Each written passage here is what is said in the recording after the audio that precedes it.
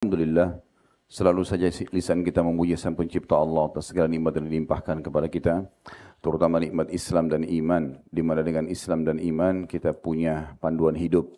Kita bisa mengenal siapa Tuhan kita, siapa pencipta langit dan bumi, dan apapun dari tujuan kita diciptakan dan berada di muka bumi ini, serta kita tahu mana yang dibolehkan, yang halal, mana yang tidak dibolehkan, sehingga kita bisa mencapai kebahagiaan di dunia dan juga meraih puncak balasan nanti di surga di akhirat insyaAllah. Allah menjadikan kalimat Alhamdulillah sebagai kalimat syukur berterima kasih yang dengannya segala kebutuhan kita akan dipenuhi. Maka jadilah orang yang selalu membasahi lidah dan bibirnya dengan kalimat ini. Selanjutnya kita panjatkan salam hormat kita kepada utusan Allah Nabi besar Muhammad sallallahu alaihi wa ala alihi wa sahbihi wasallam, sebagaimana Allah telah memerintahkan kita mengucapkan dan tentu berharap agar kita bisa mendapatkan apa yang telah dijanjikan dari pahala yang besar karena mengucapkan satu kali salam hormat dibalas dengan 10 kali rahmat, dan rahmat Allah subhanahu wa ta'ala meliputi segala sesuatunya, apakah pemenuhan kebutuhan, apakah pengampunan dosa, solusi dari permasalahan, semua masuk dalam di bawah naungan rahmat Allah subhanahu wa ta'ala. Baik teman-teman sekalian, karena ini adalah momentumnya Ramadan dan kajian rutin kita insyaAllah setiap bulannya untuk alumni Uhud bertepatan juga di bulan Ramadan, maka kita akan coba meraih dan membahas peluang-peluang emas di bulan Ramadan. Rasulullah SAW, saudaraku seiman, setiap kali tiba Ramadan, beliau seringkali mengucapkan sabdanya yang masyhur, "Atakum Ramadan syahrun mubarak." Telah datang kepada kalian bulan Ramadan, bulan yang penuh dengan berkah. Maksudnya berkah adalah segala sesuatu di bulan Ramadan ini dicukupkan oleh Allah subhanahu wa ta'ala. Pada saat kita sahur dengan makan sedikit, cukup bertahan. Begitu juga pada saat kita berbuka puasa. Waktu kita cukup panjang yang kita lalui dalam keseharian. Mulai dari pagi sampai menjelang maghrib. Karena kita tidak ada sarapan, tidak ada makan siang yang biasa menyita waktu kita sejam, 2 jam, 3 jam. Ya.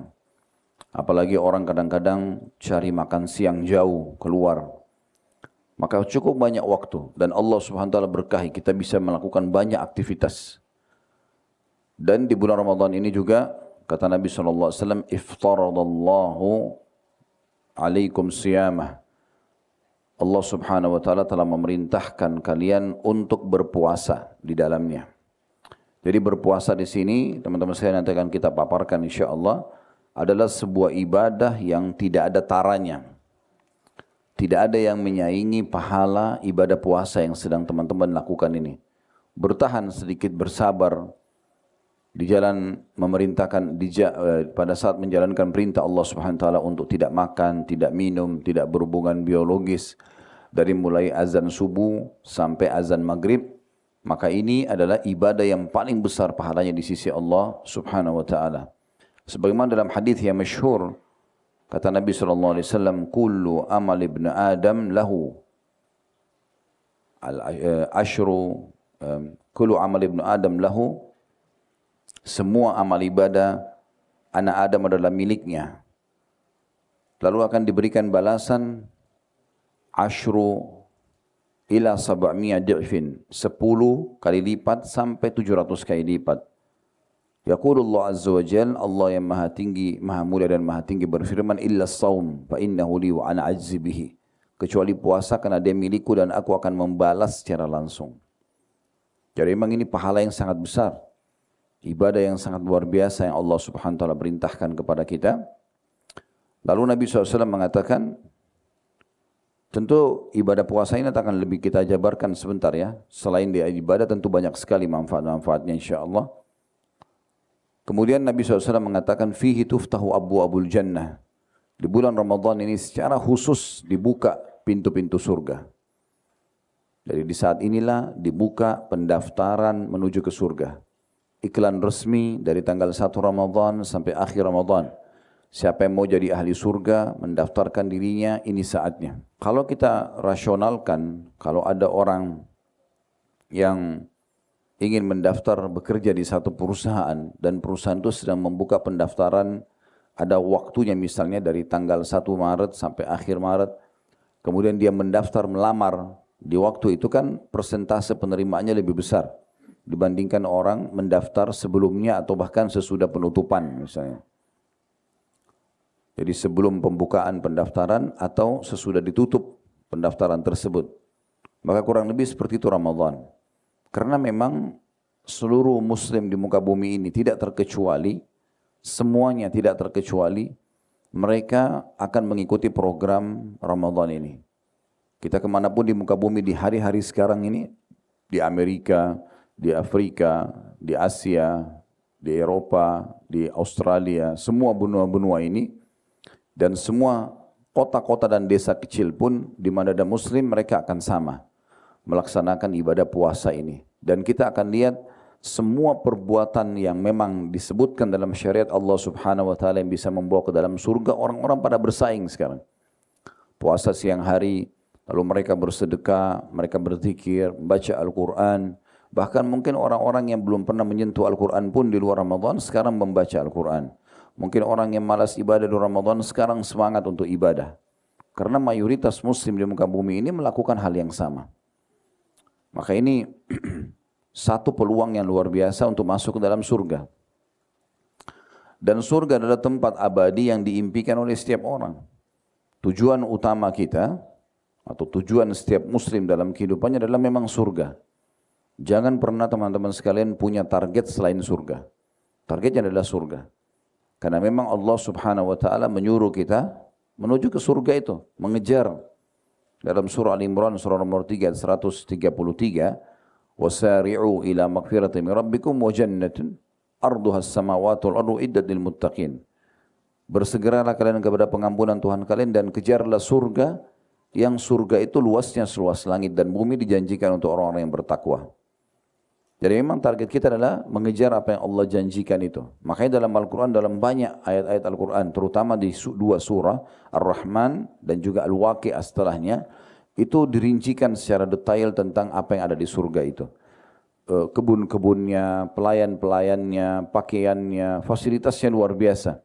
Kita baca saja, sudah ingin masuk ke dalamnya. Bagaimana kalau kita melihatnya? Jadi ini luar biasa ini. Ya. Semua orang akan ke sana tujuannya. Orang yang tujuannya bukan ke surga, maka hidupnya tidak akan ada, ya, tidak ada kejelasan. Karena dia akan simpang siur antara perintah sama larangan. Tapi orang kalau tujuannya surga, dia akan menjauhi larangan, dia akan selalu sibuk dengan perintah-perintah Allah Subhanahu wa taala, sehingga akhirnya dia menjadi orang baik. Karena perintah Allah semuanya baik. Tidak ada yang tidak baik. Kita disuruh jujur, amanah, tanggung jawab, bakti sama orang tua, jenguk orang sakit, bersedekah, ya, semua perbuatan baik. Dan semua perbuatan buruk dilarang. Bohong, menipu, menggunjing, membunuh, memfitnah, mencuri. Jadi orang kalau bertakwa kepada Allah SWT, dia akan menuju, atau orang mengejar surga sebagai targetnya, dia akan menjadi orang baik. Karena memang semua diperintahkan agama itu baik-baik saja.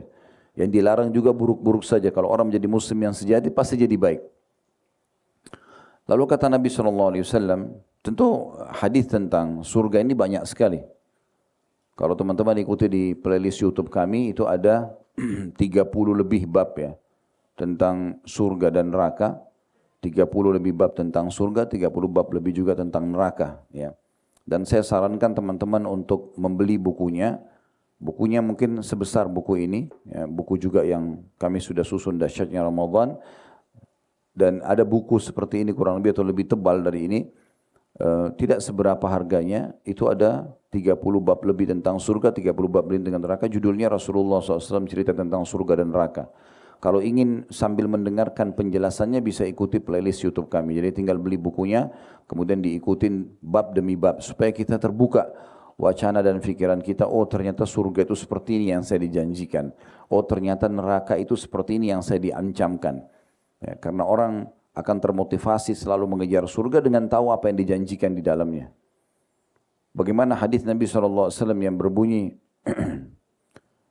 sesungguhnya orang yang paling rendah derajatnya di surga memiliki 10.000 pelayan. Yang setiap pelayannya itu memegang 2 nampan Dan ahli surga itu yang paling rendah di surga ini, itu akan menikmati dari awal nampan sampai akhir nampan dengan merasakan kenikmatan yang sama. Karena di surga kita tidak akan merasakan lagi kenyang. Kita juga tidak akan merasakan lapar. Jadi orang makan bukan karena lapar, orang berhenti bukan karena kenyang. Jadi dia makan kapan dia mau, dia berhenti kapan dia mau. Hadis yang baru kami sampaikan tadi, bagaimana Nabi SAW mengatakan dia akan menikmati dari awal nampan sampai akhir nampan. 20.000 nampan, semuanya dari awal sampai akhir kenikmatannya sama. Dalam riwayat lain dikatakan kata Nabi SAW, sungguh orang mukmin di surganya akan duduk di salah satu sudut dari surga itu tidak berpindah selama 70 tahun.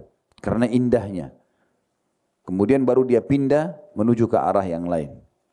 Itu saking luar biasa nikmatnya. Salah satu sudutnya saja. Belum yang lainnya.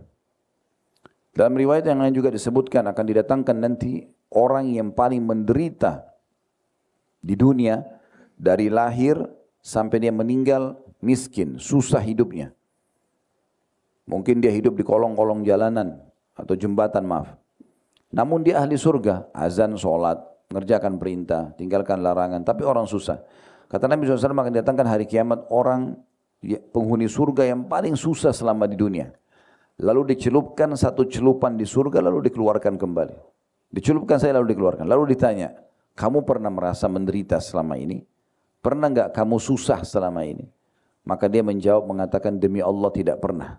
Hilang semuanya penderitaan tersebut hanya dengan satu celupan di surga. Sebaliknya kata Nabi SAW maka didatangkan orang yang paling besar nikmatnya di dunia. Tapi dari ahli neraka. Mungkin dari lahir sudah di istana raja karena orang tuanya raja. Sampai dia meninggal di istana raja.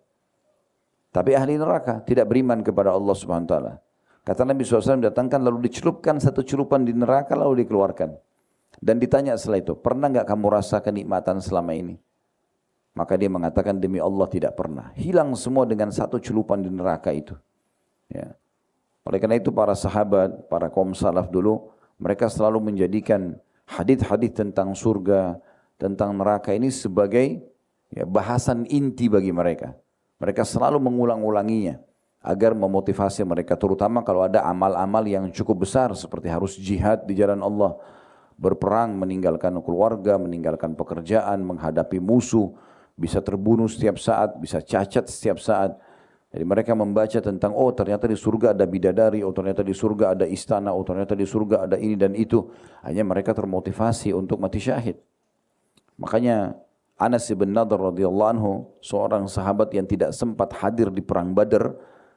Lalu dia pada saat sahabat pulang dari perang Badar mereka bercerita banyak hal bagaimana 314 orang mengalahkan 1000 orang pasukan Quraisy. 314 dari kalangan sahabat mengalahkan 1000 orang Quraisy. Di mana malaikat juga turun ikut serta dalam peperangan tersebut. Karena Nabi SAW bilang kepada para sahabat, mau enggak kalian lihat bedanya korban kalian dengan korban para malaikat di Badar? Maka para sahabat mengatakan, iya ya Rasulullah. Kata Nabi SAW, kalau kalian temukan di jari-jari musuh, ya, jari-jari musuh terpotong 4-4-nya atau 5-5-nya, dan ada luka bakar, dan di leher mereka juga ada luka bakar, itulah korban para malaikat. Karena memang Allah memerintahkan seperti itu dalam Al-Quran diceritakan dalam surah Al-Anfal. Ya. Disuruh potong tangan-tangan musuh tersebut, Allah perintahkan para malaikat dan memenggal leher-leher mereka. Lalu juga ada seorang sahabat mengatakan, ya Rasulullah, saya pada saat di perang Badar mengejar seorang Quraisy dan ingin menebas lehernya, tapi tiba-tiba sudah tertebas. Memang luar biasa kejadian Badar pada saat itu. Intinya teman-teman sekalian, Anas bin Nadhr ini pada saat dengar cerita itu semua dan banyak cerita-cerita yang lain, dia mengatakan, sungguh pertemuan pertama Rasulullah SAW dengan Quraisy aku tidak hadiri,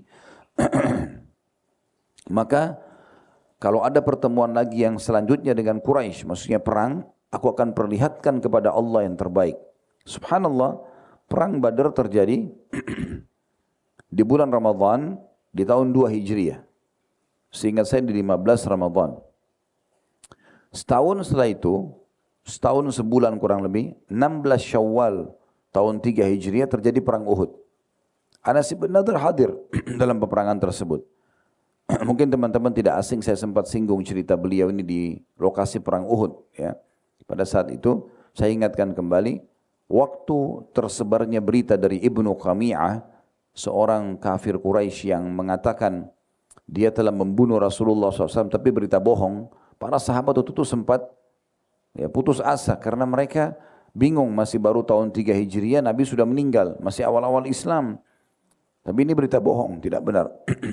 Umar bin Khattab, Sa'ad bin Ubadah, Sa'ad bin Mu'ad, dan beberapa sahabat Nabi yang memang sangat perkasa pun, mereka saking terpukulnya dengan berita itu, mereka letakkan pedang mereka di kancah peperangan dan duduk di tanah. Mereka tidak tahu harus ambil keputusan apa. Karena kalau benar Nabi SAW meninggal, mereka kehilangan pemimpin di awal-awal Islam. Lewatlah Anas bin Nadhr ini radhiyallahu anhu di hadapan mereka, di hadapan Umar, di hadapan Sa'ad. Pada saat lewat, maka Umar mengatakan, mau kemana hai Anas? Lalu dia mengatakan, menuju ke surga. Menuju ke surga, bahasa dia begitu. Jadi mati ini untuk masuk ke surga. Ini yang sebenarnya sedang kita garis bawahi ya. Bahasa dia, menuju ke surga dalam riwayat, dan aku mencium bau surga di Uhud. Lalu kata Umar, bukankah Rasulullah SAW sudah terbunuh? Maka Anas bin Nadhr, kata Umar, mengucapkan kata-kata yang tidak pernah beliau lupa. Dia katakan tidak, kata-kata yang membuat kami semangat kembali. Dia mengatakan kalau memang Rasulullah, di Anas bin Nadhr berkata kepada Umar bin Khattab, kalau memang benar Rasulullah SAW terbunuh, maka bangunlah dan terbunuhlah bersamanya. Kata Umar, kami pun jadi semangat kembali mendengar, iya ya, kalau Nabi mati kenapa kita tidak mati bersamanya? Maka Umar mengatakan kami berusaha untuk mengejar Anas tapi kami tidak mampu. Karena Anas sudah jalan sendirian menerobos pasukan. Jadi satu orang menerobos pasukan musuh kurang lebih hampir 3.000 orang. Apa yang memotivasi sosok Anas untuk berani masuk menerobos ribuan orang? Semuanya pegang pedang. Kalau masa kita sekarang, orang pakai pistol, pakai senjata dari jarak jauh. Gitu kan? Dan mungkin dia kena mati. Hitungan detik.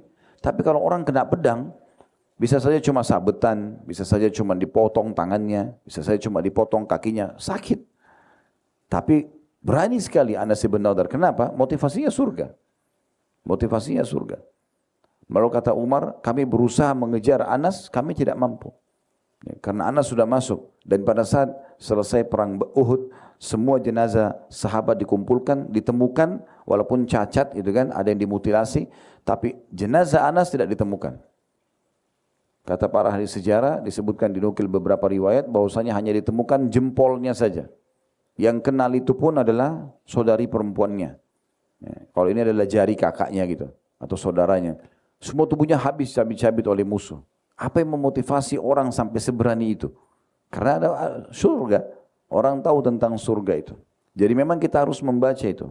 Menariknya buku yang saya bilang tadi itu dibahas dari mulai baunya surga, dibahas mulai dari bangunannya surga, taman-tamannya, kebun-kebunnya, pakaiannya, kemudian fisiknya ahli surga, di mana Nabi SAW mengatakan siapa yang masuk surga maka perawakannya, postur tubuhnya seperti Adam alaihissalam, 60 siku ke langit, 27,5 meter, dan wajahnya akan seperti Yusuf. Nabi Yusuf alaihissalam terkenal diberikan sepertiga ketampanan dunia. Bukan wajah kita seperti Nabi Yusuf, tapi diberikan ketampanan seperti Yusuf. Begini wajah kita, tapi Allah berikan ketampanan yang luar biasa. Kita akan seperti Nabi Yusuf waktu di dunia gitu ya. Bagaimana ketampanan luar biasa diceritakan. Ya, jazakallah khair. Jadi ini buku tadi yang saya bilang ya, Rasulullah SAW mencerita tentang surga neraka kecil sebenarnya. Nah ini semua satu buku sudah kita bedah.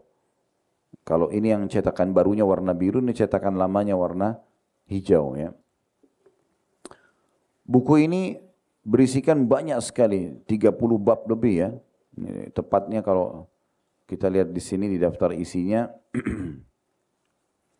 surga itu ada 30 bab ya. Dari mulai aroma surga, pintu-pintu surga, orang-orang yang mula dibukakan pintu surga, manusia yang mula-mula masuk surga, penyambutan terhadap penghuni surga, ahli surga yang paling rendah derajatnya, lalu tingkatan-tingkatan surga, derajat paling tinggi di surga, bangunan surga dan juga tanahnya, istana-istana surga, kamar dan tenda-tendanya, sungai-sungai dan mata air surga, sifat telaga Nabi SAW, pepohonan dan kebun-kebun di surga, makanan dan minuman ahli surga, pakaian ahli surga, permadani ahli surga, wanita-wanita ahli surga, hubungan biologis di surga, nyanyian para bidadari di surga, perhiasan ahli surga, sapu tangan ahli surga, pasar yang ada di surga yang akan bertemu ahli surga nantinya. Ahli surga melihat Allah Subhanahu wa taala, orang yang takut terhadap kedudukan Rabb-nya akan mendapatkan 2 surga, tinggi postur seorang mukmin di surga, keridhaan yang abadi, abadi selama-lamanya, jumlah barisan ahli surga yang masuk terakhir, kemudian di bab 30-nya keadaan surga lebih indah daripada yang digambarkan. Nah, di sini ada di halaman 82 tentang postur ahli surga yang tadi baru saya sebutkan. Disebutkan dalam riwayat Bukhari dan Muslim, saya bacakan sebagiannya. Abu Hurairah radhiyallahu anhu meriwayatkan sabda Rasulullah SAW, Allah menciptakan Adam menurut bentuknya, yaitu tingginya 60 hasta, ya, 60 siku. Ya. Ketika dia menciptakannya, Allah berfirman kepadanya, pergilah lalu ucapkanlah salam kepada golongan itu, yakni para malaikat. Lalu dengarkanlah salam penghormatan balik dari mereka. Karena itulah salam penghormatanmu dan salam keturunanmu. Lalu Nabi SAW menyebutkan, lalu ia pergi lantas mengucapkan Assalamualaikum. Para malaikat menjawab juga Assalamualaikum warahmatullah. Lalu beliau melanjutkan, setiap orang yang masuk surga menurut bentuk Adam atau sama dengan tingginya postur Nabi Adam. Tinggi 60 hasta. Bentuk tubuh itu terus berkurang di dunia sampai menjelang hari kiamat, ya, setelah penciptaan itu hingga sekarang, kata beliau. Jadi kalau masa dulu memang manusia tinggi-tinggi, kalau orang bilang ada manusia raksasa memang besar seperti itu dulu. Ya, 60 hasta ini kurang lebih 27,5 meter. Ya. Nah, kita akan kembali seperti itu posturnya. Dalam riwayat lain dikatakan wajah mereka seperti Yusuf dan hati mereka seperti Ayyub. Ya, dan kita tahu bagaimana Nabi Yusuf alaihissalam dalam surah Yusuf digambarkan saking tampannya sampai para wanita yang sempat Nabi Yusuf lewat di hadapan mereka itu memotong tangan-tangan mereka karena tidak menyadari bagaimana ketampanan itu sampai membuat orang lalai memotong tangannya sendiri, itu luar biasa gitu. Akan diberikan seperti itu. Kemudian juga ya, dikatakan mereka hati mereka seperti Ayyub. Ayyub ini orang yang sangat penyabar, tidak pernah sama sekali ya emosional, ya, selalu memaafkan, tutur katanya selalu santun. Maka akan seperti itu keadaannya. Diceritakan juga dalam sebuah riwayat bahwasanya surga itu, saya coba baca bab 30-nya sebagian riwayatnya. Riwayat ini diriwayatkan oleh Imam Bukhari dan juga Muslim dari hadits Abu Hurairah radhiyallahu anhu bahwasanya Rasulullah SAW bersabda, qala Allahu azza wa jalla, Allah yang maha mulia dan maha tinggi berfirman, addattu li'ibadiyas salihin ma la 'ainun ra'at. Aku telah menyiapkan untuk semua hamba-hambaku yang patuh dan saleh itu apa saja nanti di surga yang belum pernah mata lihat. Jadi Bapak Ibu coba bayangkan satu pemandangan yang pernah dilihat yang sangat indah. Misalnya kita ke satu pegunungan, lalu kita melihat pemandangan yang sangat luas, sangat indah. Apalah pemandangan yang indah ya dari ciptaan Allah Subhanahu wa taala ini. Maka itu di surga akan jauh lebih indah daripada itu.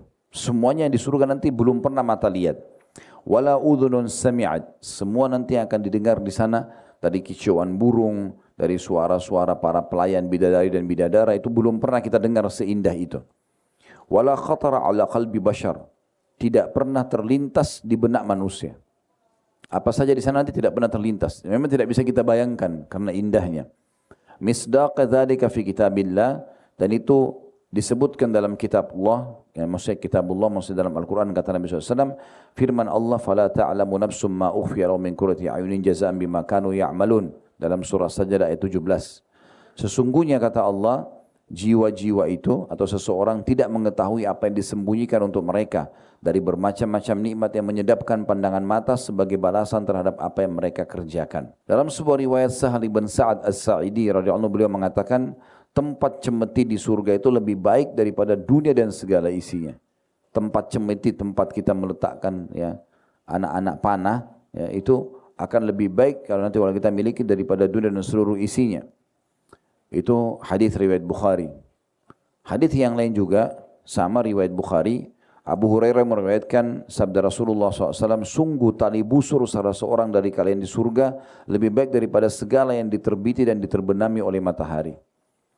Ini sangat nikmat dan sangat luar biasa gitu.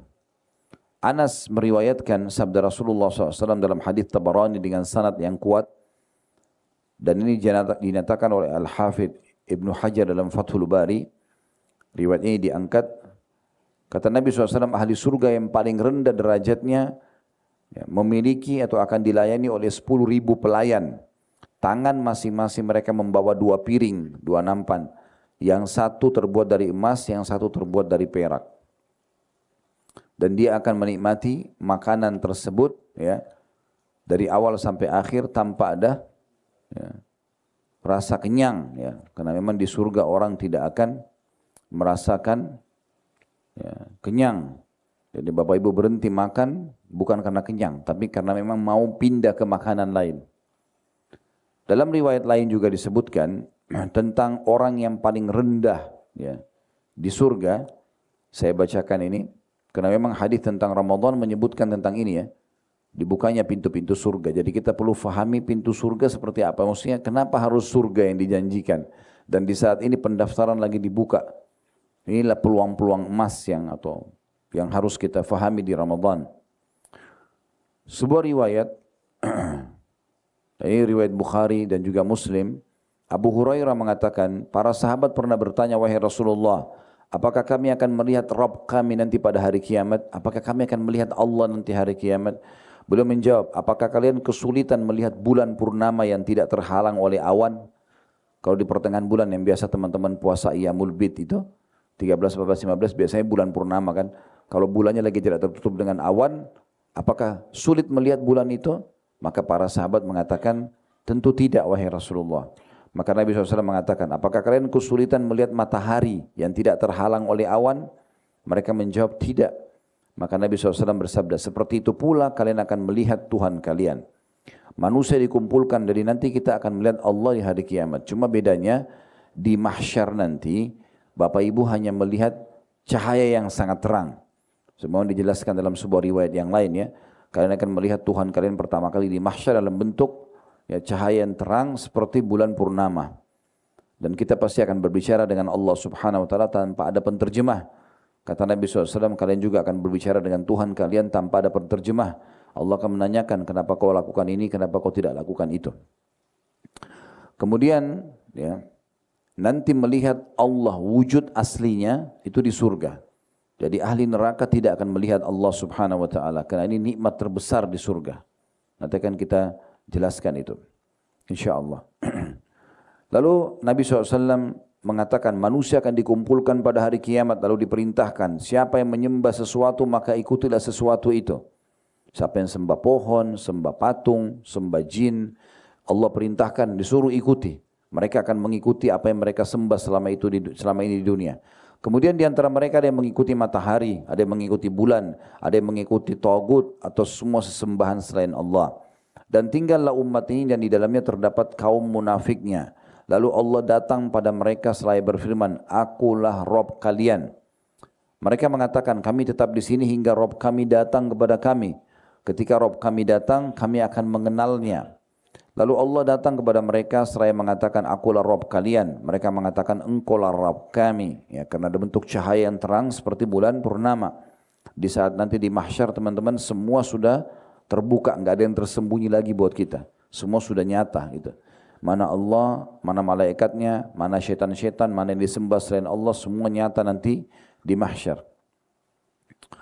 Lalu dia menyeru, maksudnya Allah menyeru, ya, menyeru mereka, maksudnya memanggil mereka untuk kumpul, dan sirat, titihan diletakkan di antara dua daratan Jahannam. Neraka ditaruh titihan jembatan sirat di awal sampai akhirnya. Surga berada setelah neraka itu.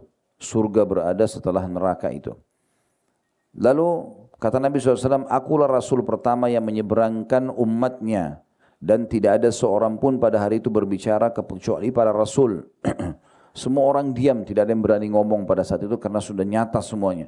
Dosa-dosa mereka sudah akan dinampakkan, ya amal soleh mereka juga dinampakkan. Yang bicara cuma para Rasul saja. Ucapan para Rasul hari itu hanyalah ya Allah selamatkan, selamatkan. Maksudnya masing-masing mendoakan agar umatnya diselamatkan. Ketahuilah kata Nabi SAW, di neraka Jahannam terdapat besi-besi runcing seperti duri sa'dan. Jadi ada satu jenis-jenis pepohonan di padang pasir itu penuh dengan duri-duri tajam dan cukup tebal durinya. Ya, sulit untuk dipatahkan. Itu dia disilakan dengan duri sa'dan. Apakah kalian pernah melihat duri sa'dan? Nabi SAW tanya para sahabat. Mereka menjawab, iya. Lalu Nabi SAW mengatakan, iya. Itu yang keluar nanti dari neraka Jahannam besi-besi tajam tapi fisiknya besar. Itu seperti duri sa'dan, tebal dan tajam. Cuma tidak ada yang mengetahui kadar besarnya kecuali Allah. Yang menyambar manusia tergantung pada perbuatannya. Karena kan nanti surga itu ada antara kita dengan surga dan neraka Jahannam. Semua orang harus lewat atas neraka Jahannam, walaupun ahli surga. Tentu ada orang yang lewat seperti para nabi-nabi, orang-orang pilihan Allah itu lebih cepat daripada kilat misalnya. Ada yang seperti menunggangi kuda, ada yang seperti berlari, ada yang seperti berjalan, ada yang berlari berhenti tengah jalan karena memang mereka kehabisan amal yang mendorong mereka untuk jalan sampai mereka merangkak, ada yang luka-luka sampai akhirnya sampai sana, sampai juga ke sana gitu. Ada orang yang tidak disambar oleh besi-besi tadi yang tajam seperti duri sa'dan yang membuat mereka jatuh ke dalam neraka Jahannam. Kata Nabi SAW, sungguh besi-besi itu seperti duri-duri sa'dan. Cuma tiada yang mengetahui kadar besarnya kecuali Allah yang menyambar manusia tergantung pada perbuatannya. Di antara manusia ada yang binasa karena amalnya, karena dosanya. Ada pula yang dihinakan lalu selamat. Maksudnya dia luka-luka tapi masih selamat. Ya. Hingga ketika Allah hendak memberi rahmat pada siapa yang dikehendakinya dari ahli neraka, maka Allah memerintahkan para malaikat agar mengeluarkan siapa saja yang menyembah Allah. Lalu para malaikat mengeluarkan mereka. Jadi nanti akan ada orang dari neraka dikeluarkan. Ini orang-orang yang beriman tapi masih banyak dosanya. Dikenal dengan usatul mu'minin. Ya. Lalu para malaikat mengeluarkan mereka dan mengenali mereka melalui lewat bekas sujud mereka.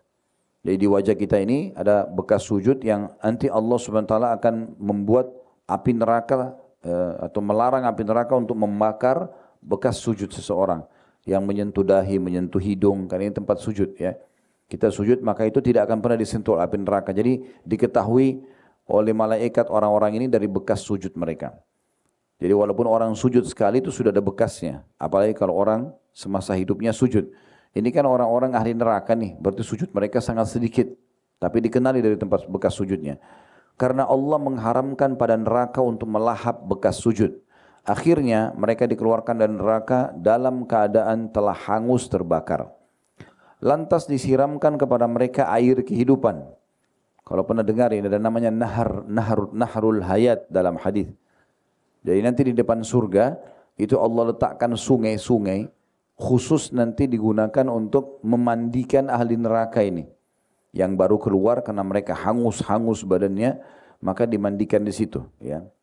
Kata Nabi SAW, lalu disiramkan kepada mereka air kehidupan itu, sehingga mereka tumbuh sebagaimana biji-bijian tumbuh di aliran air. Jadi nanti kita juga termasuk ahli surga, dalam beberapa riwayat dikatakan akan memercikkan air-air itu ke ahli surga. Dan mereka diistilahkan oleh ahli surga awalnya juhannamiyin, atau mantan ahli neraka.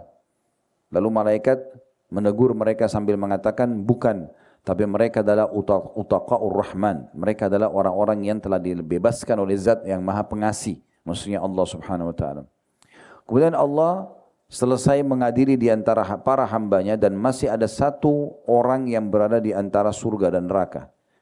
Karena ini judulnya ahli surga yang paling terakhir. Ini orang yang paling rendah derajatnya di surga dan paling terakhir keluar dari neraka. Dan masih ada satu orang yang berada di antara surga dan neraka. Dalam kurung, ia adalah penghuni neraka yang terakhir masuk ke dalam surga.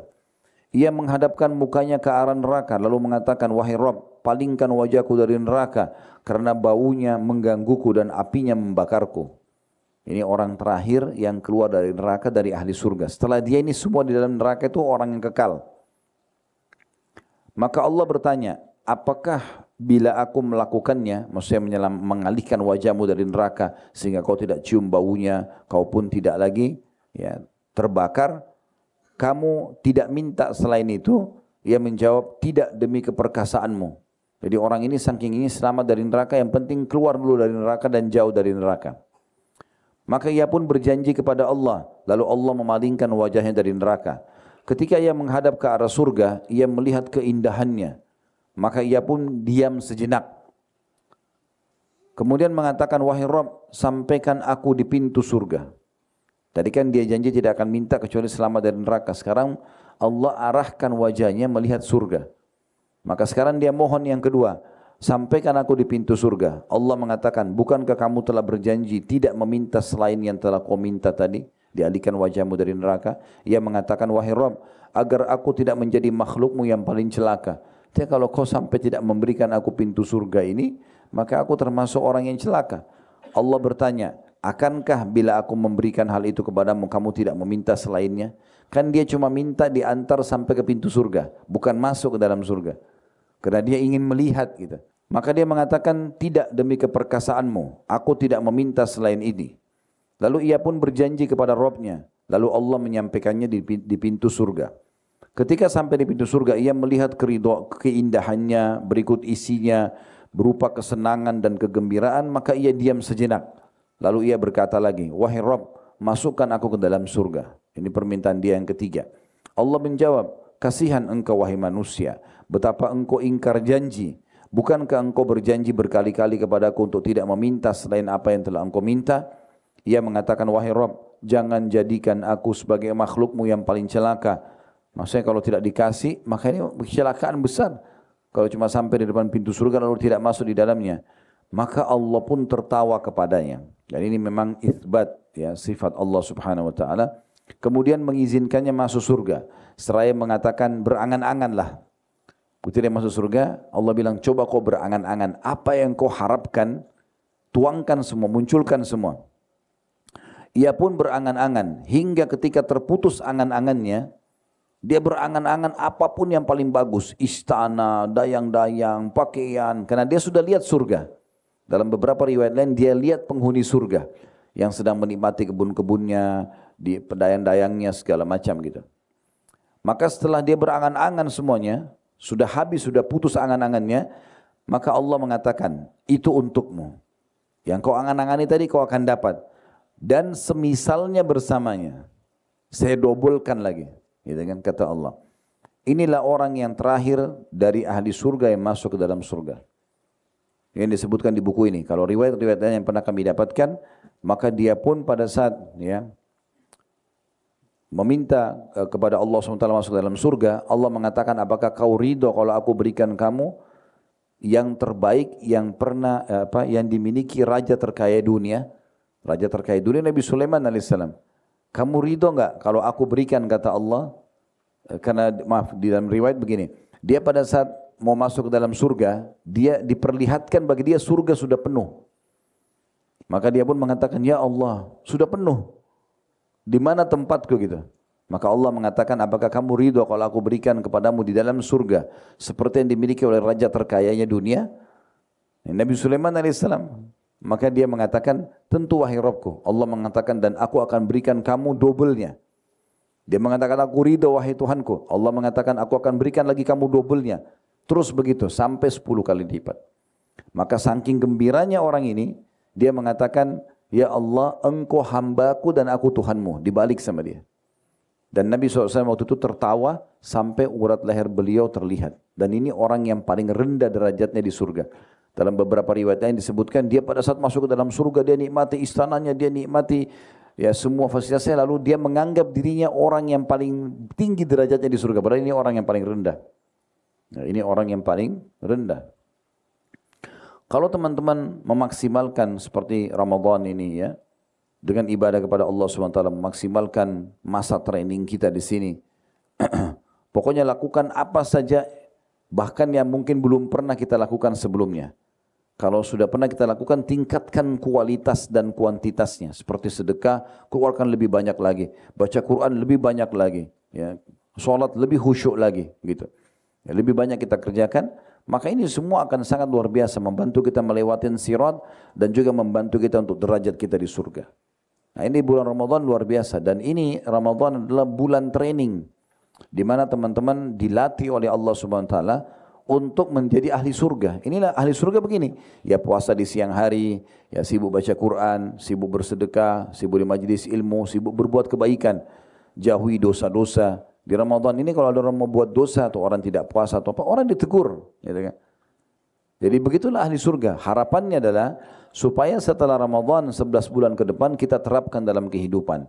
Dan nanti ya, Ramadan akan datang kita tingkatkan lagi kualitasnya begitu terus sampai kita bertemu dengan Allah dalam kondisi ya, kita mendapatkan pahala maksimal. Ingat teman-teman sekalian, ya, bahwasanya kita kalau masuk surga itu kita abadi ya. Tidak ada lagi ya kita dikeluarkan dari surga misalnya. Coba pertemukan dengan kedudukan kita di dunia. Semua yang kita miliki dunia ini sementara ya. Sementara semua. Rumah, pakaian, kendaraan, jabatan, semua sementara. Setiap saat bisa kalau kita meninggal dibagi menjadi warisan. Bukan milik kita. Enggak ada pakaian yang kita bawa ke kuburan, tidak ada uang yang kita bawa ke kuburan, tidak ada mobil, kendaraan, tidak ada rumah, semuanya dibagi. Tapi di surga nanti kepemilikannya abadi. Sekali kita dikasih istana itu milik kita selamanya. Enggak ada transaksi jual beli di sana, sudah milik kita. Makanya Allah selalu ikutkan dengan kalimat khalidina fiha. Setelah menyebutkan surga, Allah mengatakan kekal di dalamnya, kekal di dalamnya. Dalam sebuah riwayat lain disebutkan akan nanti pada saat ahli surga masuk ke surga, neraka masuk ke neraka, Allah suruh sok-sok malaikat memanggil, wahai ahli surga, mereka semua melihat ke arah suara itu. Wahai ahli neraka, mereka semua lihat ke suara itu. Dan mereka khawatir pada saat itu, ahli surga khawatir jangan sampai ada keputusan mereka keluar dari surga, atau ahli neraka khawatir mereka tambah disiksa, gitu kan. Lalu mereka melihat, kemudian pada saat itu malaikat yang sedang menyerukan itu mendatangkan seekor domba, sosok seperti domba. Kematian yang dijelmakan seperti domba. Lalu kemudian malaikat ini mengatakan, apakah kalian tahu ini? Ahli surga mengatakan, iya, itu adalah maut. Lalu ditanya ahli neraka, kalian tahu ini? Mereka mengatakan, iya, itu adalah maut atau kematian. Lalu kemudian disembelihlah domba tersebut. Lalu penyeru malaikat itu mengatakan, ketahuilah, hai ahli surga, hiduplah selamanya. Kalian tidak akan pernah mati setelah hari ini, dan akhir penghuni neraka tersiksalah kalian karena tidak ada ya kematian setelah hari ini. Jadi artinya tidak ada mati lagi. Yang membuat orang khawatir kan kematian. Ya, oh kalau saya mati hilang semua nih. Ya, gitu. Di surga tidak ada kematian. Kepemilikan abadi milik kita itu luar biasa tuh, kenikmatan yang luar biasa. Ya. Kemudian teman-teman sekalian juga di surga yang perlu kita garis bawahi adalah ada sebuah hadis yang saya ingin sekali sampaikan tentang fasilitas yang Allah berikan di surga. Ya, ini dia riwayatnya ada di halaman 32 ya. Hadis Ibnu Umar radhiyallahu anhu, dan hadis ini diriwayatkan oleh Ibnu Abdi Dunya dan juga At-Tabarani. Ibnu Umar menceritakan Rasulullah SAW pernah ditanya tentang surga, maka beliau menjawab, siapa yang masuk surga? Ini janji pertamanya ya, dan ini hadis yang sahih. Maka ia hidup di dalamnya dan tidak akan pernah mati. Ya. Yang kedua, ia mendapatkan kenikmatan dalamnya dan tidak akan pernah menderita. Yang ketiga, pakaiannya tidak akan usang dan masa mudanya. Yang keempat, dan masa mudanya tak akan pernah habis. Karena kita di sana tidak akan tua. Ya, ini juga salah satu yang dikhawatirkan oleh orang, kebanyakan masa tua. Ya. Menghindari uban, menghindari keriput, ya. Sampai orang banyak di masa kita sekarang operasi, cat rambut dan segala macam. Orang khawatir, tapi memang dia tidak bisa hindari masa tua. Di surga tidak akan pernah habis masa muda, maksudnya tidak akan menjadi tua gitu. Lalu beliau ditanya, wahai Rasulullah, apakah bangunan surga itu? Beliau menjawab, batu bata dari emas dan batu bata dari perak. Lumpurnya adalah kasturi, tanahnya adalah za'faran atau jenis wangi-wangian. Dan kerikilnya dari intan dan yakut. Intan dan yakut, jenis permata yang sangat mahal. Ya.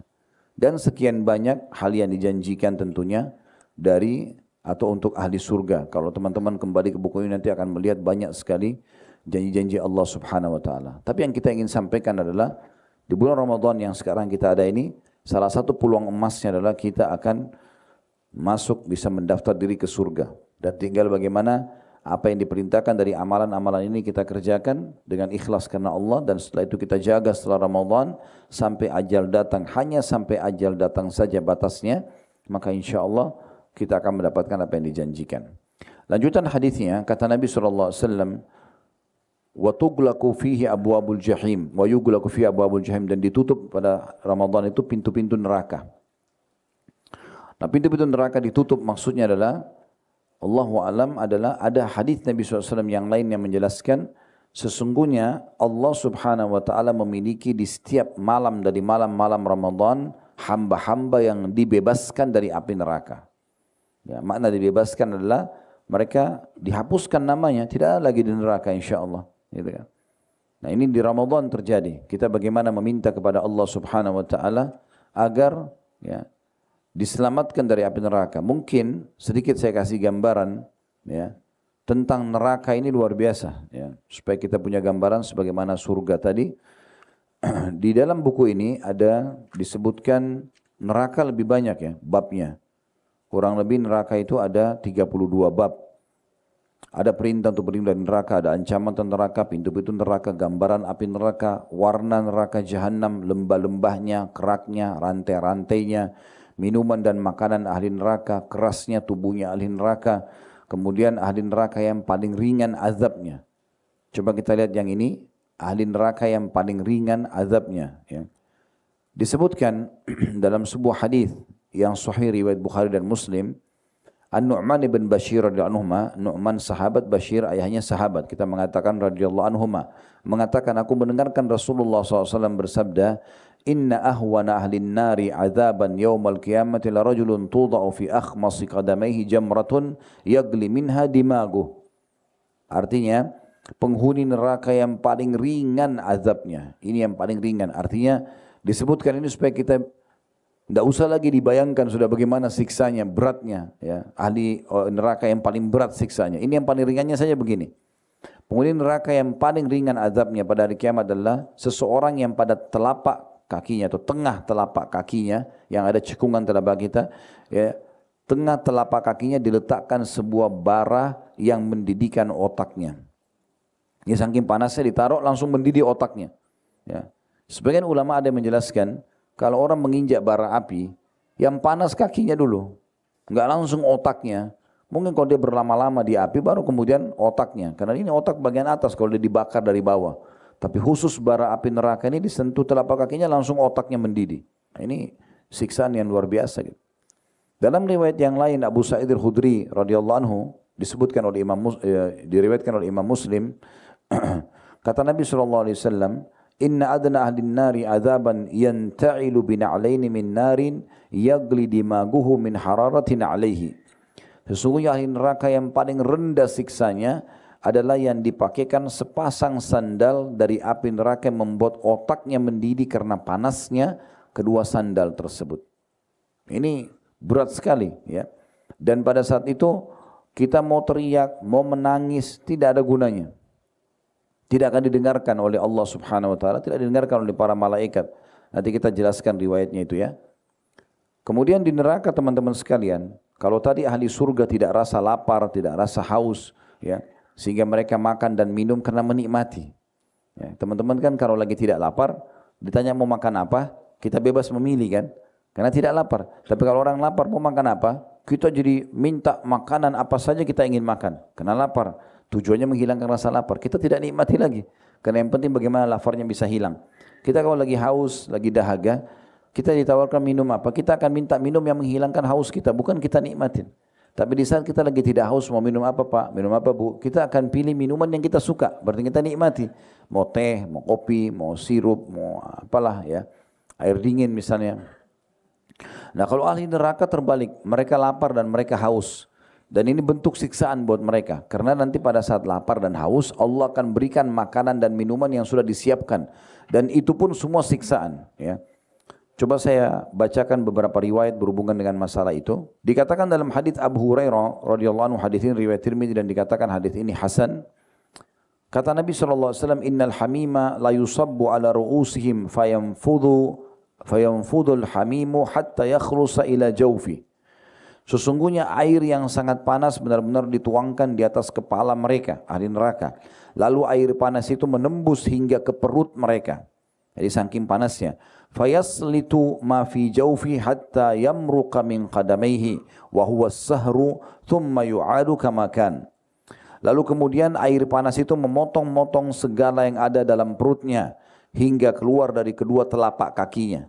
Jadi maksudnya robek semua kulit-kulitnya, isi perutnya semua keluar sehingga menumpuk di telapak kakinya saking panasnya air tersebut. Dan dalam keadaan ia menjadi lebur, ya maksudnya semuanya hancur badannya, kemudian dikembalikan seperti sedia kala. Begitu terus diulangi lagi, ya. Dan perlu digarisbawahi ya, pengembalian siksaan bagi ahli neraka ini, karena kan nanti kalau sudah rusak anggota tubuh mereka dikembalikan lagi, pengembaliannya juga sebuah siksaan. Ya. Itu yang Allah sebutkan dalam surah An-Nisa, ya. Di ayat 50-an, 59 seingat saya, ya Allah menggambarkan kullama nadidat jududuhum badalnahum jududan ghaira liyadhuqul azab. Setiap kali penghuni neraka itu kulit mereka sudah hangus, kami ganti dengan kulit yang baru agar mereka rasakan rasa sakit yang baru. Nah, pengembalian kulit yang sudah luka bakar itu diutuhkan kembali itu juga sudah pedih. Jadi disiksa pedih, pengembaliannya pedih. Disiksa lagi sampai hangus, dikembalikan lagi. Begitu terus. Jadi tidak ada berhentinya. 24 jam karena tidak ada kematian. Allah katakan dalam Al-Quran, la yadhuqunal mauta illa mautatal ula. Mereka enggak rasakan kematian kecuali kematian yang pertama saja. Jadi enggak ada lagi kematian kecuali satu kali yang kita rasakan di dunia untuk pindah ke alam akhirat. Di dalam hadis yang lain, hadis Asma binti Yazid radhiyallahu anha, dan hadis ini diriwayatkan oleh Ahmad dengan sanad hasan. Kata Rasulullah SAW, man syaribal khamra lam yardallahu anhu arba'ina laylah. Siapa yang minum khamar, maka Allah tidak akan ridho kepadanya selama 40 malam. Ya. Fa'in mata kafira. Kalau dia meninggal maka dia mati dalam keadaan dosa-dosa orang kafir walaupun dia muslim. Dia tidak kafir secara akidah, tapi dia meninggal dalam kondisi meraih pahala kekafiran. Fa'in ada, kalau dia kembali lagi minum khamar itu, kana haqqan 'ala Allahi an yaskinahu min tinatil khabal. Maka Allah pasti akan memberikan dia minuman dari tinatil khabal. Qalat qila ya Rasulullah. Asma binti Yazid radhiyallahu mengatakan, lalu para sahabat bertanya, wahai Rasulullah, wa ma tinatul khabal? Apa tinatul khabal yang diminumkan kepada ahli neraka itu? Qala sadidu ahli nar. Kata Nabi SAW, itu adalah nanahnya ahli neraka. Jadi karena mereka kesakitan, luka-luka, keluar darah dan nanah, itu tidak dibersihkan di neraka, berserakan di sana sini, penuh gitu kan, darah, nanah, air mata mereka bercampur baur, lalu dijadikan sebagai minuman ahli neraka kembali. Ahli neraka itu kalau haus teman-teman, dia haus nih, dia bilang minta minum, tangannya terkunci, kakinya terkunci, mulutnya terbuka, lalu diberikan minuman tadi, air panas dan nanah, itu mau tidak mau. Dia nggak bisa lagi menolak gitu. Nah seperti itu keadaan siksaannya. Jadi minum pun siksa. Makanannya luar biasa. Dari yang paling menakutkan adalah buah zakum. Tentu banyak makanan mereka dikasih segala macam, tapi buah zakum ini luar biasa gitu. Ya, yang Allah Subhanahu Wa Taala sebutkan dalam surah Ad-Dukhan ayat 43 sampai 46, Inna syajarataz zakum ta'amul athim kal muhli yaghli fi butun ka ghallil hamim. Artinya 4 ayat ini sesungguhnya pohon zakum di neraka itu makanan untuk orang-orang yang banyak berdosa. Ia sebagai kotoran minyak yang mendidih dalam perut seperti mendidihnya air yang panas. Dijelaskan dalam sebuah hadis tentang makna daripada tafsir ayat ini. Ibnu Abbas menuturkan hadis diriwayatkan Tirmidzi dengan sanad hasan sahih bahwasanya Nabi SAW bersabda, "Lau anna qatratan minaz zakumi kutirat fi darid dunya."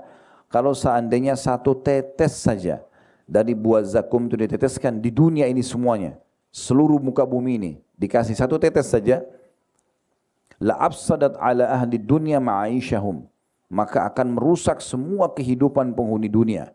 Fa kaifa biman yakunu ta'amah? Maka bagaimana kira-kira menurut kalian tentang orang yang menjadi makanannya? Kalau satu tetes saja bisa merusak, bagaimana dengan orang-orang yang menjadi makanannya? Ahli neraka itu teman-teman sekalian, mereka akan berbicara dan berbantah-bantahan satu sama yang lain, ya. Dan itu juga dijelaskan satu bab khusus dalam buku ini, bagaimana mereka berbicara satu sama yang lain dan saling menyalahkan. Tetapi tidak ada manfaatnya buat mereka. Tidak ada manfaatnya buat mereka. Ya. Mereka saling menyalahkan, ini yang sesatkan saya Allah, siksakan dia. Maka orang-orang ini mengatakan, lo kalian sendiri yang ngikutin saya. Ya, seperti itu. Jadi saling menyalahkan, tapi tidak ada manfaat buat mereka. Tidak mengeluarkan mereka sama sekali dari siksa api neraka. Dan itu nanti teman-teman kalau baca ada di bab ke-18 tentang bantah-bantahan mereka itu. Kemudian juga disebutkan tentang masalah bagaimana di neraka jahanam itu orang-orang akan memanggil para malaikat dan juga memanggil Allah Subhanahu wa taala dengan tujuan agar mereka dikeluarkan dari api neraka itu. Dikatakan dalam sebuah riwayat karena mereka sudah sangat kepanasan, mereka tersiksa, maka mereka panggil ya ahli neraka. Mereka panggil para penjaga ahli neraka, para malaikat. Namun malaikat tersebut tidak menjawab mereka. Ya. Selama 40 tahun tidak dijawab sama sekali. Ya. Kemudian karena mereka jadi tolong minta kepada Allah ringankan kami siksa sehari saja, tapi tidak dijawab. Lalu kemudian mereka memanggil Tuhan mereka Allah, ya, agar Allah meringankan azab mereka. Tapi Allah tidak jawab mereka seumur dunia. Allah tidak jawab. Jadi selama itu pun berapa miliar umurnya dunia ini, berapa miliar tahun, begitulah Allah tidak jawab mereka. Setelah itu pun Allah menjawab mereka sambil mengatakan ikhsa'u fiha wa la tukallimun dalam surah Al-Mu'minun, ya. Allah mengatakan kekallah di dalamnya selamanya, ya, dan jangan kalian berbicara denganku. Kata Nabi SAW pada saat itu mereka benar-benar putus asa. Karena sudah tidak mungkin lagi kalau Allah aja enggak mau ya memaafkan mereka yang punya sifat Ar-Rahman, Ar-Rahim, yang maha pengasih, maha penyayang. Lalu sama siapa lagi mereka mohon? Maka kata Nabi SAW mereka pun menangis di tempat yang biasa keluar air mata itu darah. Karena sudah tidak bisa lagi. Dan sesungguhnya ketahuilah kata Nabi SAW penutupan hadisnya, air mata ahli neraka itu saking banyaknya, kalau kapal-kapal atau bahtera ingin didalangkan di atasnya maka bisa dijalankan. Seperti itu keadaan mereka. Di neraka itu orang akan saling dengar teriakan dan histerinya. Si fulan sama si fulan, yang ini teriak, ini teriak.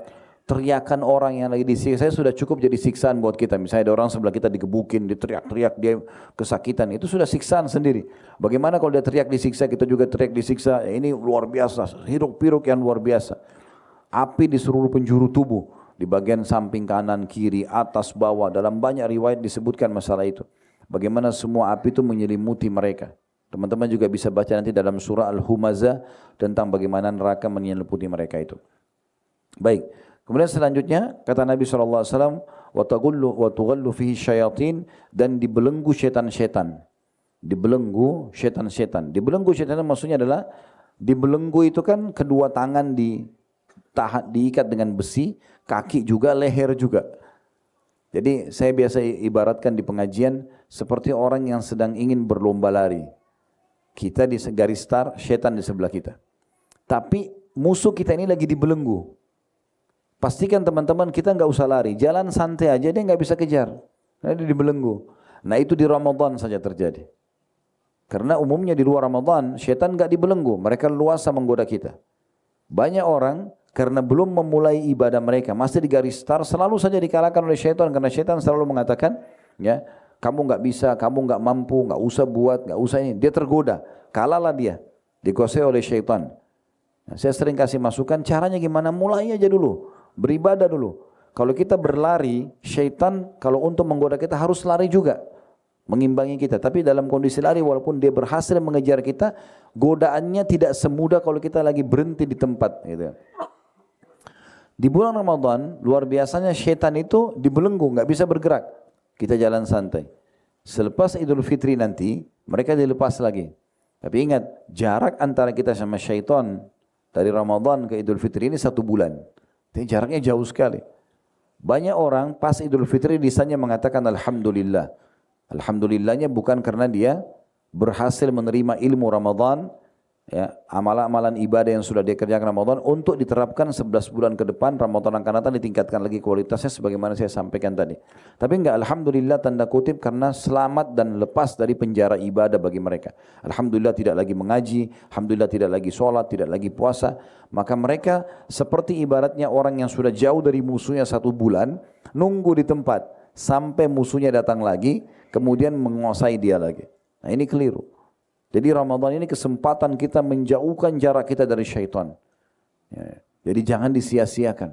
Ini kesempatan emas yang biasa jurumuskan kita, itu malah lagi diikat. Apakah mereka sudah tidak menggoda Ustaz? Masih menggoda. Kata Nabi SAW dalam riwayat lain, mereka tidak leluasa menggoda seleluasa di luar Ramadan. Lalu penutupan hadisnya kata Nabi SAW, fihi lailatul khairu min alfi syahr, dan di bulan Ramadan ada, ya, malam lebih baik daripada 1000 bulan. Itulah Lailatul Qadar. Kita tahu memang di akhir Ramadan, berada di malam-malam ganjil cuma 1 malam saja. Tetapi perlu digarisbawahi teman-teman, kalau orang tidak memulai dari garis start dengan baik-baik, ya, di awal Ramadan, maka juga dia akan sulit mendapatkan itu di akhir Ramadan. Mirip begini, bagaimana caranya mendapatkan hadis Nabi SAW, siapa yang di akhir hidupnya la ilaha illallah masuk surga. Ini teman-teman kata ulama, hanya akan didapatkan orang yang selama hidupnya memang mengaplikasikan la ilaha illallah, benar-benar tidak pernah minta kepada selain Allah, benar-benar patuh kepada Allah. Nah di akhir hidupnya ditutup dengan kalimat la ilaha illallah.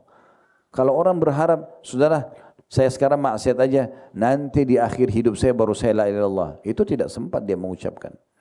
Nah mirip dengan masalah ini. Lailatul Qadar itu akan didapatkan bagi orang yang memang dari awal Ramadan memang dia sudah mengejar itu. Makanya para ulama salaf mereka semangat sekali untuk beribadah dari awal Ramadan. Ya, mereka nikmati, maka Allah berikan taufiknya pun di malam-malam ganjil. Saran saya, apapun yang Bapak Ibu ingin beli untuk persiapan lebaran nanti dari sekarang, di awal-awal Ramadan. Kalau perlu sebelum Ramadan sebenarnya, tapi karena kita sudah masuk Ramadan ya. Jangan beli di 10 terakhir Ramadan. Ini malam-malam i'tikaf, malam-malam ibadah, malam-malam mengikat diri untuk mendekatkan diri kepada Allah SWT. Dikatakan dalam riwayat Nabi SAW kalau sudah tiba 10 terakhir Ramadan, beliau lebih mengeraskan ikatan sarungnya, maksudnya lebih giat beribadah dan juga membangunkan para istrinya untuk bangun sholat bersama beliau atau bangun sholat malam. Nah malam ini 1000 bulan sama dengan 83 tahun plus 3 bulan sekian, kurang lebih. Ya, saya kemarin coba hitung pakai kalkulator 1000 bulan dibagi 12 dalam 1 tahun 12 bulan kurang lebih 83 tahun plus 3,33 sekian, artinya 3 bulan atau 3,5 bulan gitu. Artinya teman-teman sekalian, kalau kita dapat Lailatul Qadar di malam-malam ganjil bisa 21, 23, 25, 27, 29, walaupun mayoritas terjadi di malam-malam 27. Tetapi teman-teman sekalian, ya, kalau kita intinya melewati itu dan Allah mudahkan, kasih taufik kita bisa mengerjakan ibadah di situ, apapun yang kita kerjakan pahalanya sama dengan 1000 bulan atau 83 tahun plus 3 bulan sekian tadi. Kalau kita bilang subhanallah pas Lailatul Qadar sama dengan subhanallah 1000 bulan.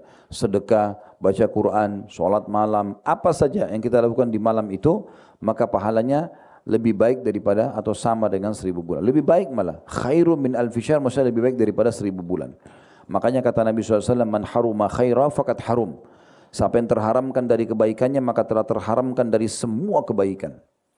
Nah ini luar biasa ini. Ya. Baik, ada beberapa peluang-peluang emas teman-teman. Sebagai penutup, silakan kalau ada mau bertanya setelah ini. Yang jangan luput dari kita. Jangan luput dari kita. Ya. Yang pertama, lipat gandakan pahala-pahala puasa kita dengan cara membuka puasakan orang lain. Lipat gandakan ini, dan jangan main-main soal ini. Jangan dianggap oh iya saya sudah tahu. Enggak, coba seriusin dan lakukan hal yang maksimal di situ. Karena kata Nabi SAW, siapa yang membuka puasakan orang lain, dia akan dapat pahala orang yang dibuka puasakan tanpa mengurangi sedikit pun dari pahala orang yang dibuka puasakan itu. Kalau kita dalam 1 bulan ini, Ramadan, misalnya anggap 30 hari Ramadan, berarti kita dapat 30 pahala puasa dari kita sendiri. Kalau kita puasa lengkap. Kalau kita ditanya, mau enggak mendapatkan 60 pahala puasa? Kan 30 hari ini, tapi dapat double. 90 pahala puasa, 120 pahala puasa, kelipatan 30, 150 pahala puasa, 180 pahala puasa, 210 pahala puasa, dan seterusnya, 240, 270, ya 300 pahala. Maka tentu orang bilang mau. Bagaimana caranya? Buka puasakan orang saja. Ini peluang emas. Ya. Yang sering saya kasih contoh supaya mudah difahami, air mineral saja. Air mineral. Ya. Karena Nabi SAW memberikan contoh itu ya. Waktu beliau menyampaikan hadis tadi, siapa yang membuka puasakan orang yang sedang puasa, dia akan dapat pahala seperti pahala orang yang dibuka puasakan tanpa mengurangi sedikitpun dari pahala orang yang dibuka puasakan. Orang yang dibuka puasakan dapat 100 pahala, tidak diambil dari situ. Kita dikasih angka 100 oleh Allah seperti pahala orang itu, bukan diambil dari dia gitu. Ada sahabat yang bertanya, Rasulullah, tidak semua orang bisa lakukan. Kata Nabi SAW, Allah akan memberikan pahala itu kepada siapapun yang memberikan seteguk air, yang disebutkan seteguk air kepada orang yang sedang buka puasa, atau susu yang sudah tercampur dengan air. Susu kalau dicampur air hilang rasa susunya, tapi itu pun kalau dia tidak punya kecuali dia harus campur air lalu dia bagi dua, kasih, atau sebutir kurma. Sekarang kalau kita beli air mineral, ini sering kami kasih contoh di pengajian, diulang-ulangi karena memang masih jarang orang yang lakukan, sayang masih banyak tidak lakukan. Air mineral kita murah sekali kan, satu dus isi 48, harga antara 25.000 sampai 30.000 rupiah, ini investasinya. Anggap kita hanya bisa keluarkan satu dus saja air mineral untuk 1 bulan, kasih ke musola dekat rumah, atau di pinggir jalan, depan rumah bisa, di depan kantor bisa. Saya setiap kali lihat di Jakarta yang saya lihat, atau kalau di kota-kota lain, tapi kita kalau hari-hari kerja di weekday, banyak sekali teman-teman kita muslim pulang kantor di pinggir jalan butuh buka puasa, macet. Ya. Kami pernah bawa di mobil air mineral sama sedikit kurma, mau sebanyak banyak apapun habis, karena orang semua pada butuh gitu. Mereka berhenti, orang kebanyakan jualan, kita kesempatan, tidak usah jualan, kasih orang gratis. Kami biasa bagi-bagi depan restoran sini setiap hari menjelang maghrib, habis berapapun kita mau bagi nggak akan pernah cukup, gitu kan? Orang semua terima. Anggaplah air mineral saja. Kalau kita cuma bisa 48 gelas, itu 30.000 rupiah 1 bulan, berarti kita punya 30 pahala puasa kita plus 48 gelas itu kalau satu orang, anggaplah satu orang minum 1 untuk buka puasa, biasanya kan dikasih 1 oleh masjid atau musola. Berarti kita punya 48 buka puasa yang lain gitu kan. Bagaimana kalau kita punya setiap hari kita nyumbang 1 dus. Ya, investasinya 30.000 kali 30 hari berarti cuma 900.000 rupiah saja. Kita berarti setiap hari dapat 49 pahala puasa. Kita 48 dari gelas-gelas itu. Besok lagi 49, besok lagi kali 30 hari. Bagaimana kalau orang nyumbang 1 hari 10 dus? 100 dus, 1000 dus, sebar luaskan di seluruh masjid di seluruh Indonesia. Bahkan kita bisa menyumbang seluruh dunia di hari kita sekarang. Ya. Sekarang teman-teman mau buka puasakan teman yang ada di Amerika, bisa online hubungi restoran di sana, kirim ke alamat ini ya. Bilang sama teman kita, karena saya sudah kirim buka puasa ya. Kami pernah coba, bisa, seluruh dunia bisa. Apalagi kalau cuma kota-kota di Indonesia, mau buka puasain teman atau kerabat di Surabaya, kita lagi di Jakarta, di Bandung, di Medan, di mana-mana bisa. Tinggal telepon restoran-restoran besar, kirim ke alamat ini ya, kita bisa buka puasain orang. Begitu mudahnya. Di masa kini ini kemudahan yang luar biasa. Jangan disia-siakan ini. Ini peluang emas yang luar biasa. Pelipat gandaan pahala di situ. Yang kedua, jangan sia-siakan ya pengampunan dosa yang ada di bulan Ramadan. Ingat syaratnya sederhana. Kata Nabi SAW, siapa yang puasa Ramadan karena keimanan, yakin perintah Allah, bukan karena tidak enak sama lingkungan, tidak enak sama pasangan, nggak enak sama teman-teman, ya. Memang karena tahu keimanan dan mengharapkan pahalanya dibersihkan dosa-dosanya yang lalu. Ini bulan pemutihan dosa, supaya tidak ada lagi hukumannya. Dan kata Nabi SAW, orang yang taubat dari dosanya, maksudnya dibersihkan dosa-dosanya seperti orang yang tidak ada dosanya. Taubat membersihkan dosa-dosa yang lalu. Nah ini pembersihan dosa ini. Hanya dengan kita laluin puasa kita ini, tapi jangan karena testimoni saja, mau coba-coba puasa. Jangan karena seremoni, meramaikan saja, tidak. Memang benar-benar karena keimanan dan mengharapkan pahala. Maksudnya orang lihat, orang tahu atau tidak lihat, tidak tahu, tetap saya puasa. Nah itu karena Allah SWT. Maka ini penuhi syaratnya. Ini peluang emas yang kedua. Peluang emas yang ketiga. Ini bukan karena di Uhud, bukan. Tapi selama teman-teman punya kesempatan umroh di Ramadan. Enggak usah lagi hitung-hitungan sama Allah ini. Ini sering kami ingatkan jemaah Uhud kan, mudah-mudahan di travel lain juga sama. Teman-teman kalau dikeluarkan untuk di jalan Allah, apalagi untuk Allah, enggak usah khawatir. Umroh, karena kata Nabi SAW, khusus umroh Ramadan, pahalanya haji, sama dengan haji. Jadi kita ibadah sunnah tapi dapat pahala ibadah wajib. Plus bersama Nabi. Kata Nabi SAW, umroh di Ramadan sama dengan haji bersamaku. Kerjakan ini. Saya sibuk sekali Ustaz. Baik, enggak usah berlama-lama. Pesan sama travelnya, saya hanya bisa pakai hari Jumat, saya pulang hari Ahad. Bisa. Kita pergi berangkat, ambil pesawat pagi, kan ada bawa pesawat sekarang. Kalau Saudi rata-rata pagi itu berangkatnya sekarang. Tiba di sana itu sore. Kita bisa umroh hari yang sama, besoknya bisa pulang. Kalau emang cuma mau kejar umrohnya, kalau sibuk benar gitu. Atau besoknya setelah umroh, nginap sehari di Mekah, habis sholat subuh ke Madinah. Nginap sehari Madinah, lusanya sudah pulang. Kan bisa saja kalau mau. Asal orang mau aja. Sayang sekali. Kalau Bapak Ibu mau tunggu Mekah itu kosong hanya untuk kita, enggak bakal terjadi sampai hari kiamat. Ya. Karena ada orang, kenapa enggak umroh? Oh kalau Ramadan rame banget. Ya pasti rame, orang semua kejar pahala. Terus kita mau tunggu Mekah kosong buat kita sendiri. Enggak bakal terjadi. Kan gitu. Kenapa enggak haji Bapak Ibu sekalian? Oh padat sekali. Ya memang, orang semua kejar pahala. Terus kita mau tunggu Arafah kosong buat kita sendiri. Enggak bakal terjadi. Sebab saya pernah begitu ngomong sama teman saya, orang Madinah kebetulan, sahabat dekat saya. Pas saya habis umroh, terus sambil ngobrol-ngobrol, terus saya bilang, akhi, antum sudah umroh? Dia bilang, Mekah ramai sekali. Terus saya bilang pada dia, akhi, kalau antum mau tunggu Mekah kosong, buat antum tidak akan kosong. Dari Madinah ke Mekah cuma naik mobil 4 jam. Sekarang ada kereta cepat ya. Bagi teman-teman yang sudah berangkat umroh di waktu dekat ini tahu kereta cepat berapa tahun terakhir ini. Cuma 2 jam 30 menit atau 35 menit kurang lebih sudah sampai Mekah. Orang bisa bolak-balik pada hari yang sama. Jangan sia-siakan ini peluang yang luar biasa nih, ya. Jadi umroh teman-teman sekalian, mungkin tadi sempat diputarin ya, saya minta teman-teman tim putarin suasana umroh di sana supaya diingat, dilihat bagaimana kita buka puasa gitu kan, bagaimana kita juga punya peluang untuk buka puasain orang. Saya ajak teman-teman yang umroh sama kami Ramadan, ayo kita naik, kalau di Masjid Nabawi di pelatarannya, kalau di Masjid Haram di atas, karena di atas lebih mudah gitu ya. Kita naik ke atas lalu kita buat, kemarin kita buat kopi di termos, beli termos, buat teh, bagi-bagi kurma, beli biskuit, beli segala macam. Kita bebas bagi-bagiin. Kalau mau dapat tempat yang tidak diblok oleh orang, memang di bagian atasnya, bagian atas ya, di sutuh, di rooftopnya masjid. Nah, khusus untuk tahun ini, teman-teman kalau berminat, kami ada program itu ya, untuk buka puasain orang di pelataran haram. Ya itu sudah kami buat flyernya. Saya tadi kemarin minta teman-teman share di grup alumni, saya tidak tahu sudah masuk atau belum, yang peluang emas untuk buka puasain orang di Masjidil Haram. Nah, cuman bedanya kalau di Masjidil Haram, kalau di Masjidil Haram itu kalau di pelataran dan dalam masjid kita hanya boleh disilakan dengan wajibatul jaffa, makanan kering.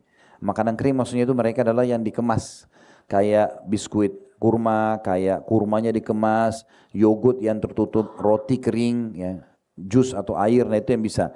Kalau mau kasih makanan padat, seperti tahun lalu kami sempat menerima bantuan, ini kemarin alhamdulillah di masjid, kita sudah pakai gelasnya pun gelas Uhud, ya, untuk gelas kopinya. Nanti teman-teman yang umroh sama kami akan ikut di sufrah ini, sufrah itu plastik yang besar yang kita buka. Bisa ikut dan bisa ikut kalau mau ikut bagiin, gitu kan. Supaya kita bisa rasakan suasana di sana dan kita bisa dapat buka puasain orang di haram itu ya. Nah ini membuka puasakan orang ini peluang emas sekali. Nah kalau mau ikut, lagi tidak umrah pun bisa ikut partisipasi dengan tentu ada transfer uang ke rekening yang akan Bapak Ibu dapatkan insyaAllah. Nah ini salah satu peluang. Nah kalaupun bukan di Masjidil Haram, ini di Masjid Haram alhamdulillah Anda tentu kenal ya, Masjid Haram lokasi. Tapi ini memang kegiatan kami mulai dari awal Ramadan ini sampai insyaAllah akhir Ramadan. Tahun lalu kami punya wajibat sakhina namanya, atau buka puasa yang basah. Nah nasi sama ayam sama ini, tapi itu kurang lebih jaraknya 1 kilometer dari Masjid Haram di pelataran. Itu juga ada cuplikan nanti yang mungkin tadi teman-teman sempat lihat ya, bagaimana ada tanah-tanah kosong dekat Masjid Haram, Nah, ini salah satu contoh restoran yang jual paket buka puasa. Nasi ini atau ayam dan segala macam. Ini waktu kami beli paket-paketnya dibungkus seperti itu. Kemudian kita bagikan di pelataran, bukan pelataran, kurang lebih jaraknya 1 kilometer dari Masjidil Haram. Bisa jalan kaki ke Masjidil Haram sebenarnya. Tapi intinya teman-teman sekalian, membuka puasakan orang tidak harus di Masjid Haram, tapi kalau mau ini ada peluangnya. Di sini yang kita maksudkan adalah jangan disia-siakan. Yang terakhir teman-teman, jangan sia-siakan doa. Ya, jangan sia-siakan doa kita. Kita berdoa kepada Allah SWT karena ini memang waktu mustajab doa. Kata Nabi SAW, "Thalathatun la turaddu da'watuhum", 3 orang yang tidak akan ditolak doanya. Yang pertama sekali, as-shaimu hatta yuftir. Orang yang berpuasa sampai buka puasa. Jadi mulai sahur tadi sampai buka puasa Bapak Ibu bisa berdoa. Dan ini doa mustajab. Luar biasa nih, dari pagi sampai malam begitu panjangnya waktu kita mustajab doa. Kalau di hari-hari selain bulan puasa kan, atau selain puasa kita antara azan dan iqamah 1/3 malam ya. Ini enggak, sepanjang kita puasa ini sampai kita buka puasa, dari mulai sahur, dari mulai azan subuh sampai azan maghrib itu doa mustajab. Kata Nabi SAW, 3 doa tidak akan ditolak. Yang pertama itu orang puasa sampai buka puasa. Baru yang kedua, al-imamun adil, pemimpin yang adil. Baru kemudian yang ketiga, da'watul madlum, doa orang yang terzalimi. Tapi yang pertama doa orang yang puasa. Jadi jangan sia-siakan, jangan cuma duduk, nongkrong, diam, zikir, baca doa. Berdoa apa saja. Dan saya tutup dengan kata-kata saya ini, kalau teman-teman bilang, saya mau berdoa apa Ustaz? Toh badan sehat, harta ada, pekerjaan ada, pasangan ada, anak-anak ada, semua nikmat ada. Ingat, berdoa minta agar dipertahankan nikmat lebih afdal daripada musibah ada, masalah ada baru kita minta solusi. Jadi Bapak Ibu bilang, ya Allah pertahankan kesehatanku. Lebih besar pahalanya dibandingkan kita sakit baru bilang, ya Allah sembuhin saya. Makanya kata Nabi SAW, kenali Tuhan kalian pada saat kalian lagi lapang, lagi sehat berdoa, lagi kaya berdoa gitu kan. Maka dia akan mengenali kalian di saat kalian lagi sempit. Jadi kalau mau nanti kalau ada musibah, ada cobaan, kita segera dapat solusinya, justru berdoa di saat kita lagi lapang. Itu pentingnya. Itu pentingnya teman-teman sekalian. Ya. Jadi jangan sia-siakan peluang-peluang emas ini di masa Ramadan.